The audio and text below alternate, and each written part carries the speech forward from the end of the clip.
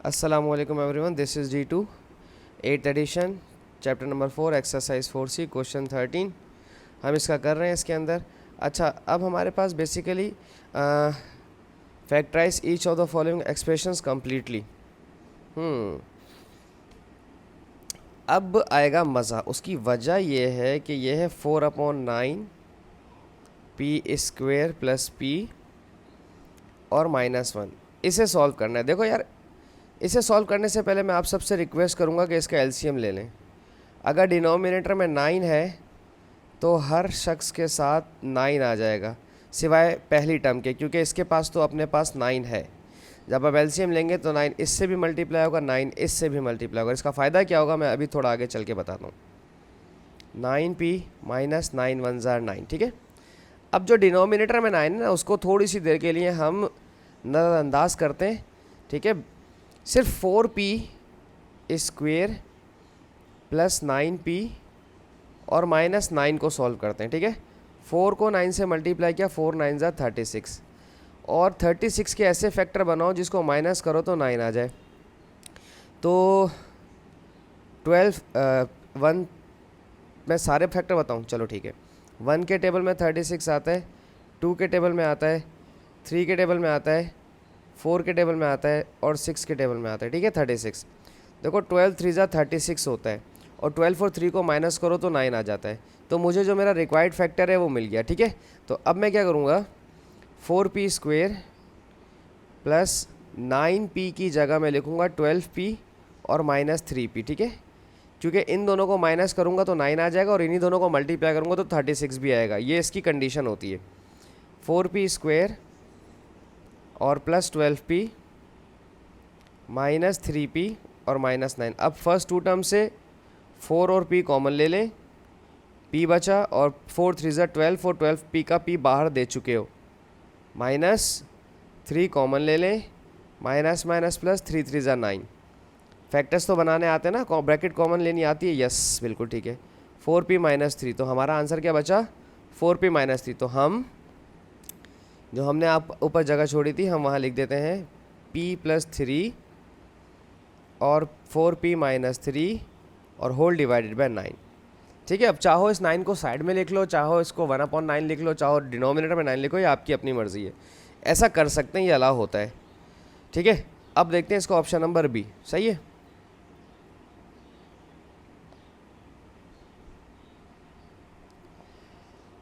अच्छा जनाब, option B में है हमारे पास 0.6r माइनस 0.8q। अच्छा, q के साथ r भी है, 12.8q² एंड r। सबसे पहले तो इन सब के डिनोमिनेटर में 10 लिख दे। उसकी वजह ये है कि अगर आप अपने कैलकुलेटर में, अब जब जिन बच्चों के पास एडवांस 991 सीरीज़ का कैलकुलेटर ना, 0.8 क्लिक करेंगे तो वो 8/10 और 6/10 देगा। और वैसे मैं समझा दूं कि पॉइंट के बाद जितने डिजिट्स होते हैं उतने ज़ीरोज़ आते हैं, और एक ज़ीरो का मतलब 10, 2 ज़ीरो का मतलब 100 और 3 ज़ीरो का मतलब 1000।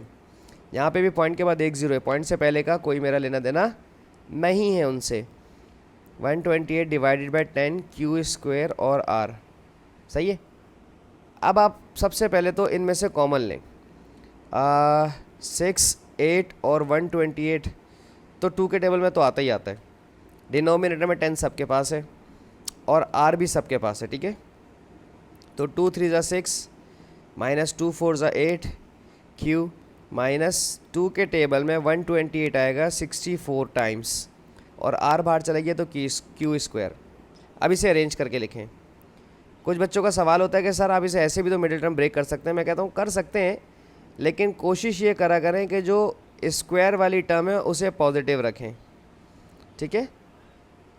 अब मैंने इन्हें अरेंज करके लिख दिए, और अगर आप देखें तो स्क्वायर वाली टर्म मेरे पास माइनस में, तो एक काम करें माइनस बाहर निकाल दें। अगर माइनस बाहर निकाल देंगे तो अंदर सब के साइन चेंज हो जाएंगे। q² अगर प्लस का हो गया तो जो माइनस के थे 4q वो प्लस के हो जाएंगे, और जो प्लस का 3 था वो माइनस हो जाएगा, ठीक है। अब देखना है इसका मिडिल टर्म कैसे ब्रेक होगा। अब इसका मिडिल टर्म थोड़ा सा लंबा हो सकता है लंबा हो जाए। 64 को 3 से मल्टीप्लाई करवाना है, तो 64 को 3 से मल्टीप्लाई करवाऊँ तो 3 4 ज़ा 12 और 3 6 ज़ा 18, तो ये हो जाएगा हमारे पास 192। अब 192 के फैक्टर्स बनाने, ठीक है। 192 पहले आएगा 2 के टेबल में, ये आता है 96 टाइम्स, ठीक है। और अब देखना है इसको 3, ये 3 के टेबल में आता है 64 टाइम्स। फिर इसको देखना है 4 के टेबल में, 4 के टेबल में कब आता है ये, 4 के टेबल में आता है 48 टाइम्स। मैं कैलकुलेटर यूज़ कर रहा हूँ इस वक्त, ठीक है, मैं बता दूँ आप सबको, कभी आप समझें डायरेक्ट कर रहे हैं सर। 6 के टेबल में आता है 32 टाइम्स। अब देखना है 7 के टेबल में कब आता है, 8 के टेबल में आता है 24 टाइम्स। मुझे याद रहे आपको कि मुझे माइनस करने पर 4 पर रुक जाना है। कोई ऐसा फैक्टर आ जाए जिसे माइनस करूँ तो 4 आ जाएगा, मैं वहीं रुक जाऊँगा, ठीक है। ये 9 के टेबल में नहीं आता, 10 के टेबल में भी नहीं आता, 11 के टेबल में भी नहीं आता, 12 के टेबल में आता है। 12 के टेबल में आता है 16 टाइम्स। बस मैं यहीं रुक जाऊँगा, 16 और 12 को माइनस करूँगा तो 4 आ जाएगा, ठीक है। तो अब इसको लिख लेते हैं, -2r/10, 64q² और 16 क्यू में से माइनस करने हैं 12q। पहले बड़ा वाला लिखते हैं हमेशा, 64 बड़ा है, ठीक है। अब माइनस का 2r/10 और इन दो में से 16 कॉमन लेंगे और q, क्योंकि 16 के टेबल में q 64 जो है 16 4 ज़ा 64 होता है, ठीक है। और प्लस 16q पूरा बाहर चला गया, 1 बचा। और माइनस कॉमन लें और 3 कॉमन लें। 3 के टेबल में 12 आता है 4 पर, 3 4 ज़ा 12, माइनस माइनस प्लस हो जाएगा। माइनस माइनस प्लस कौन सा, ये वाला माइनस इस माइनस को प्लस कर देगा। अब -2r/10 और 4q + 1, 2 ब्रैकेट्स थे उन्हें कॉमन ले लें, और 16q - 3। अच्छा, अब मुझे नहीं पता कि पीछे आपके बुक के आंसर में इस 2 को और 5 को रिड्यूस किया या नहीं किया, ठीक है। वैसे चाहें तो इसको रिड्यूस भी कर सकते हैं, 1/5 लिख सकते हैं, ना चाहें तो ना लिखें। और अगर डेसिमल में क्वेश्चन था तो कोशिश करेंगे डेसिमल में आंसर देंगे, और अगर डेसिमल में आंसर देंगे तो ये 0.2 हो जाएगा, माइनस का 0.2r, और फिर जो बाकी नंबर है 4q + 1 और 16q - 3। अच्छा, डेसिमल में क्यों देंगे आंसर, डेसिमल में इसलिए देंगे आंसर कि जो रिक्वायर्ड कंडीशन थी, जो गिवन कंडीशन थी, वो डेसिमल में थी। यहाँ फ्रैक्शन था तो मैंने भी आंसर फ्रैक्शन में दिया, यहाँ डेसिमल में है तो यहाँ पर भी डेसिमल में आंसर देंगे। एक CIS का रूल होता है, ठीक है।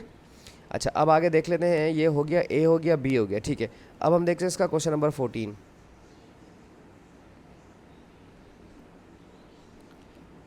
बड़ा अजीब सा सवाल है। मैं थोड़ी देर पहले इसको सॉल्व करने से पहले, जब इसको मैं इधर स्क्रीनशॉट ले रहा था इसका, तो मैंने पढ़ा इसको। इन्होंने कहा विदाउट सॉल्विंग, लेकिन सवाल समझ लें। सवाल है क्या, अगर आपके पास सर एक क्यूब होता है ना, किसी भी बच्चे को अगर क्यूब की डेफिनेशन याद हो, और ये क्या बन गया, सॉरी, आई एम सॉरी, मैं इसको क्यूब बनाना चाहा तो कुछ और ही बन गया वो, ठीक है। ये क्यूब होता है हमारा, ठीक है। क्या हो गया इसको सॉरी सॉरी किड्स, कभी कभार हो जाता है। AI जो है ना, कभी कभार AI भी दिमाग, AI का भी जाहिर सी बात है, AI है, दिमाग तो ख़राब हो गई बेचारे का। अच्छा जी, क्यूब आपका कुछ इस तरह से होता है, ठीक है ना। अब क्यूब की कंडीशन ये होती है कि उसकी सारी साइड्स इक्वल होती हैं, और क्यूबॉइड में वो लेंथ रेक्टेंगुलर होता है, ठीक है। क्यूब जो है स्क्वायर होता है। इसके अगर वॉल्यूम की बात करते हैं तो वॉल्यूम का फार्मूला होता है L3, और अगर इसके टोटल सरफेस एरिया की बात करते हैं तो वो होता है 6L², ठीक है। सवाल शुरू करने से पहले बता रहा हूँ क्योंकि इसमें बहुत चीज़ें बताने वाली हैं मेरी। कहते हैं each side of the cube is 2x + 11, ठीक है, सही है। हर साइड इक्वल है इसकी। तो कहते हैं विदाउट फाइंडिंग एन एक्सप्रेशन और the total area of the cube explain if the total surface area of the cube is 4x²। देखो, सबसे पहले तो इस साइड का अगर मैं स्क्वायर लेता हूँ तो 2x + 11 का स्क्वायर, सॉल्व नहीं कर रहा हूँ, ठीक है, तो यकीनन A² तो आएगा ही आएगा। तो ये अल्टीमेटली 4x² बन जाएगा, और बाहर 6 भी है, तो 6 4 ज़ा 24x² बन जाएगा। तो 4 तो किसी सूरत नहीं आ सकता, पहले ही टर्म एक्सेप्टेबल नहीं, तो हम लिख देंगे नो, ये एक्सप्रेशन इसकी नहीं है। बस इसमें इतना ही बताना था, ठीक है ना। बस बात समझ आ गई ना मेरी आपको। चलें ठीक है, आगे चलते हैं। 15 देखते हैं कि 15 में क्या बात हो रही है। 15 में कह रहे हैं a car travels a distance of इतने सारे kilometres where x is a positive integer factorise. अच्छा चलो फैक्टराइज करना है, भी कर देते हैं फैक्टराइज, मसला ही नहीं है कोई। तो अगर इसे फैक्टराइज करते हैं 7x² माइनस का 99/2 ऑफ x और माइनस का 85। सबसे पहले इसका एलसीएम लें। 2 जो है सिर्फ 7 से और 85 से मल्टीप्लाई होगा। 2 5 ज़ा 10, 2 8 ज़ा 16, 160, 170, 170 और 99 से मल्टीप्लाई नहीं होगा, ठीक है, क्योंकि 99 का तो अपना खुद का डिनोमिनेटर था। अब सिर्फ मुझे 14x² माइनस 99x और माइनस 170 का मिडिल टर्म ब्रेक करना है। चलो बच्चों देखो, मैं एक बात बता दूं आपको, अब थोड़ा सा ना एहतियात कीजिएगा क्योंकि ये थोड़ा सा बड़ा होने वाला है क्वेश्चन, ठीक है। मुझे चाहिए एक ऐसा नंबर जो 7 के टेबल में 99 आता है क्या, चेक कर लेता हूँ। मैंने कभी देखा नहीं 99 7 के टेबल में, नहीं आता भाई, नहीं आता। तो अब एक काम करते हैं, 14 को 170 से अगर मल्टीप्लाई करते हैं तो ये बहुत बड़ा नंबर आ रहा है 2380। चलें जी शुरू करते हैं। 2380 का अगर 2 से डिवाइड किया तो 1190, जो मेरे किसी काम का नहीं है।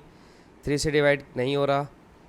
4 से डिवाइड करके देखते हैं, 595, ये भी मेरे काम का नहीं है। 5 से डिवाइड किया तो 476, ये भी मेरे काम का नहीं है। मैं एक ऐसा नंबर ढूंढ रहा हूँ, 7 से डिवाइड किया तो भी काम का नहीं आ रहा, 9 से डिवाइड किया तो बेकार है, 10 से डिवाइड किया तो 238, 11 से किया।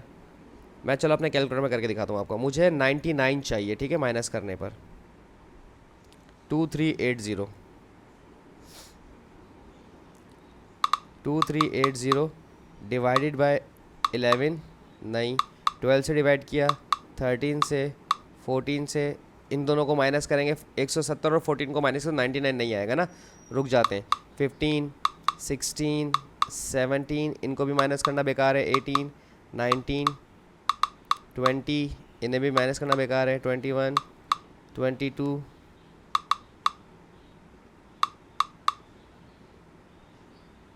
ये आ गया था ना 119, और इन्हें माइनस करेंगे ना 119 और 20 को, तो मेरे पास 99 आ जाएगा, ठीक है ना।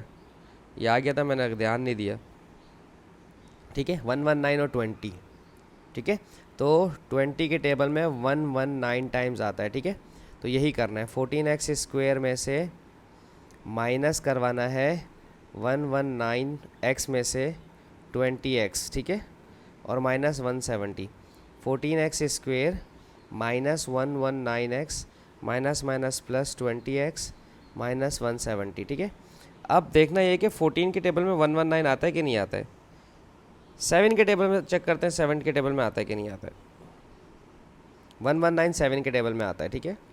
7 2 ज़ा 14x माइनस 7 17 ज़ा 119 प्लस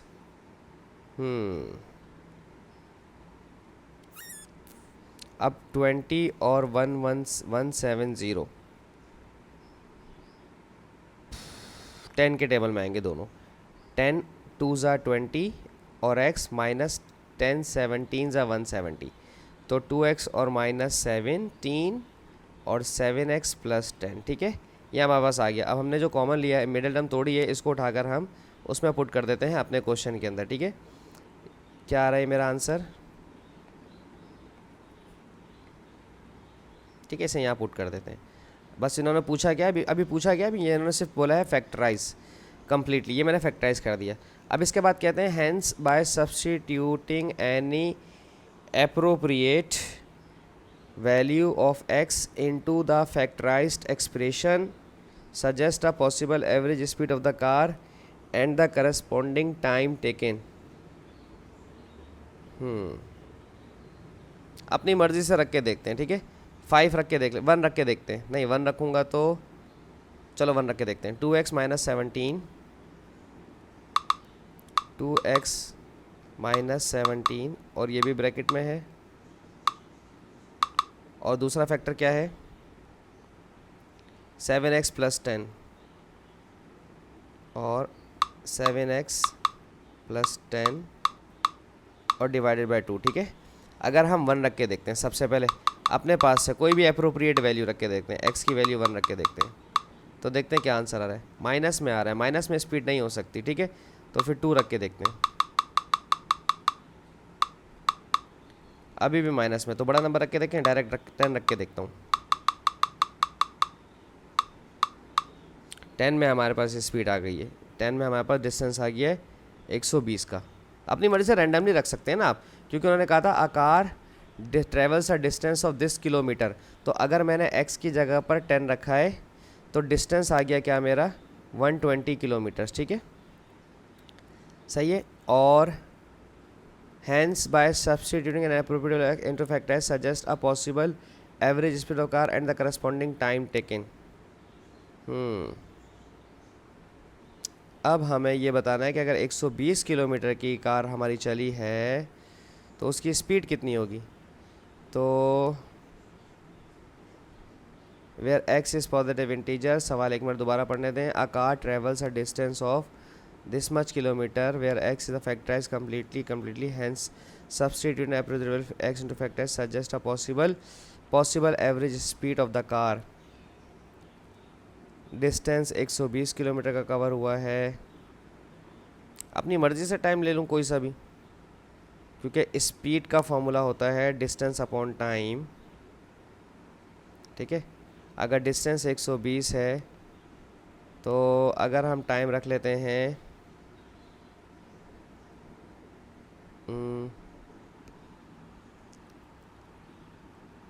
टाइम हम कुछ भी रख लें, 2 आवर्स रख लें, 2 आवर्स रख लें, ठीक है। ये किलोमीटर और आवर्स, ठीक है।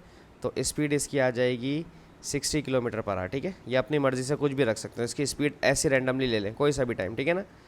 तो एंड द करस्पॉन्डिंग टाइम, ठीक है, कुछ भी रख सकते हैं, आपकी अपनी मर्ज़ी है इसमें, क्योंकि ओपन क्वेश्चन है। इसमें रिक्वायरमेंट होती है कि आपके अपने सजेशन, हर बच्चे का आंसर गलत अलग आ रहा होगा, गलत कह रहा हूँ मैं, अलग आ रहा होगा, ठीक है जी। तो ओपन क्वेश्चन के अंदर तो आंसर फिक्स नहीं होता, ठीक है। होप्स आपको समझाने में कामयाब रहा हूँ। Thank you so much for watching my channel. Allah हाफिज़।